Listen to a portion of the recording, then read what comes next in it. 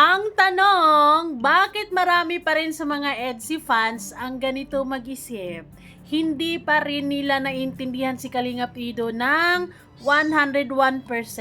Yes, EDSI is real, EDSI is love, and yes, 101% talaga naman, naniniwala ako na yung pagmamahal ni Kalingap Ido pagdating kay Vian, vice versa, talaga namang sulit yan, 101% tudo talaga yan. Pero this time, nung nakaraan, dahil sa mga medyo na-exaggerate lang ni Dr. Love ang mga bagay-bagay at nag-react din ng ibang mga fans na kisyo ganito, ganyan, umapila si Kalingap Ido. Dapat lang. Bakit nga ba ayaw ni Kalingap Ido na masyado nating ibibi si Beyonce? Dahil siya lang ang may karapatang ibibi to 24/7. Hindi na natin kailangang alalahanin yon kasi si Kalingap Ido na ang may obligasyon niyan. Pero wag kayong masyadong paniwalain kay Joanna every time na may mga post siya dahil medyo tagilid talaga siya pagdating kay Kalingap Ido. So nababash si Kalingap Ido dahil sa caption niya na yan at yung mga medyo EDSI ay ayun, medyo lumiko na naman ang pag-iisip. Bakit pag topic si Pretty Vian sa live ni Kalingap Ido na iba mood niya? Naiiba ba? Di ba pinaliwanag lang naman ni Kalingap Ido at real talk lang naman siya doon. And yes guys, pero syempre bago ang lahat, don't forget to support and subscribe Kuya Val Santos Matubang at Aid na Vlog Kalingap Rab at sa lahat ng Team Kalingap. Syempre guys, salamat sa support at pagmamahal nyo sa Kalingap Reactors and support Kalingap Ido also. So, ito yung sinasabi ni Kalingap Ido sa live niya. Actually, sa live na yon ay sobra kong na-appreciate si Kalingap Ido dahil andun yung concern, andun yung pagmamahal talaga kasi yes, binilhan pala niya ng gamot si Beyonce and aware siya sa nararamdaman ni Beyonce during live selling, 'di ba? Well, siguro naman ako na nakasiguro naman ako talaga na kapag may nararamdamang hindi maganda si Beyonce, unang-unang mag-aalala dyan si Kalingap Ido at syempre hindi niya yan pababayaan guys, kaya wag OA. So ito na nga ang sinasabi pala ni Kalingap Ido. Opo. Get well soon po kay Beyonce. Well, I hope na okay na si Beyonce as of now, 'di ba? Wala nang ubo, wala nang sipon, as in totally okay. Ayos yun guys. Kaya ni Beyonce guys, normal na sakit yan. Lagnat, sakit ng ulo ha. Yes, totoo yan. Kasi si Beyonce, kaya naman talaga niya because she is strong enough. And sa mga napagdaanan ni Beyonce, kayang-kaya niya talaga yan. May mga ilang supporters lang talaga na medyo OA. Yung iba pa nga, sipon, ubo nga lang, 'di ba? Hospital agad, 'di ba?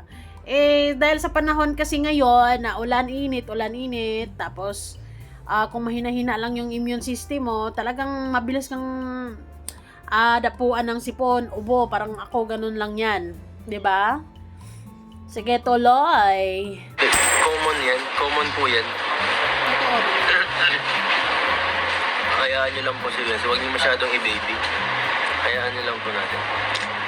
Gusto siguro ni Joanna na talagang bibi naman talaga yan. Ibinibibi talaga yan ni Kalingap Ido. Spoiled talaga yan for sure. Off cam, I believe so. Pero syempre,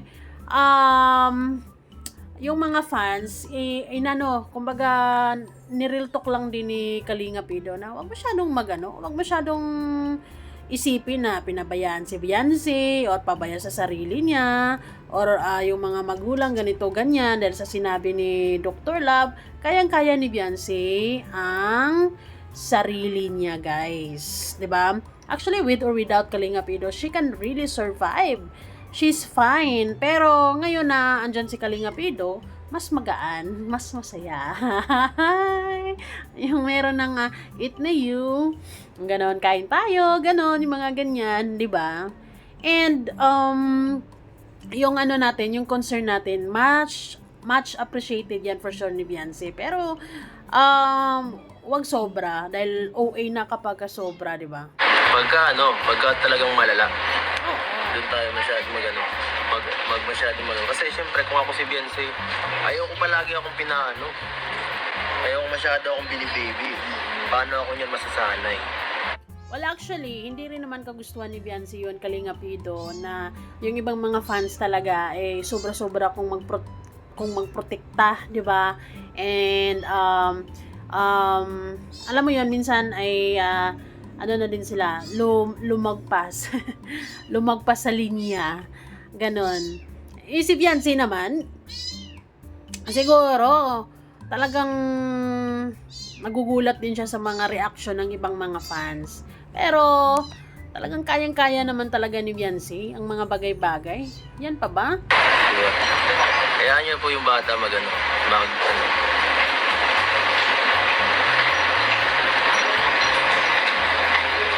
Huwag mo masyado ni baby, guys. Sana yung masasanay maging independent. Ang gusto lang ni Kalinga Pido, wag masyadong i-baby. Wag masyadong mag-alala mga fans dahil under control ang mga bagay-bagay. Kaya ni Beyonce at andyan si Kalinga Pido, andyan yung mga magulang. Kaya kalma lang. 'Di ba? Wag magpanik. At syempre gusto din sabihin ni Kalinga Pido na kalma lang tayo dahil syempre, ang gusto din niya matuto si Beyonce kasi hindi naman sa lahat ng pagkakataon nandiyan yung mga magulang, nandiyan din si Kalinga Pido.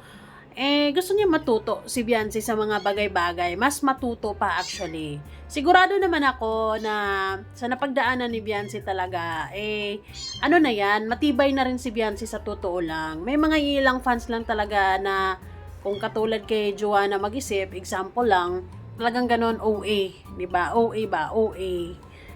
Na-i-exage masyado, napalitaan lang, inubo-sipon, minsan napasobra na, 'di ba? Pero pagka yung ubo talaga na sobra-sobra na kasi hindi rin komportable kapag malala na rin yung ubo, kailangan na rin talaga. Pero for sure kapag darating sa puntong 'yon, si Kalinga Pido na mismo ang mag-aano diyan kasi magkasama naman sila. Andyan, ay nako.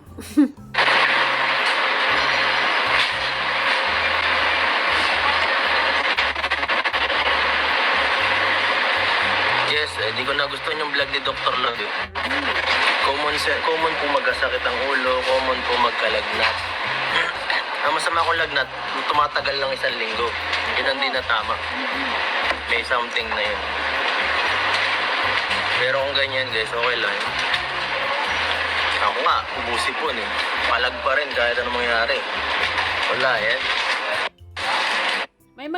May mga ubot sipon naman na walang kasamang lagnat. Mas mahirap kapag may kasamang lagnat kasi talagang nangangala yung mga kasukasuan mo. Yun yung matindi, yun yung mahirap. Talagang kailangan mong i-rest yun para hindi lumala, 'di ba? Kasi may example ko lang, papa ko, yung ubot sipon niya is dala-dala lang niya, tapos hindi niya sinabi na nilalagnat na pala siya, and then tsaka lang niya sinabi kapag hindi na talaga kaya, hindi rin maganda kasi mas lalong mapapagastos ka, 'di ba?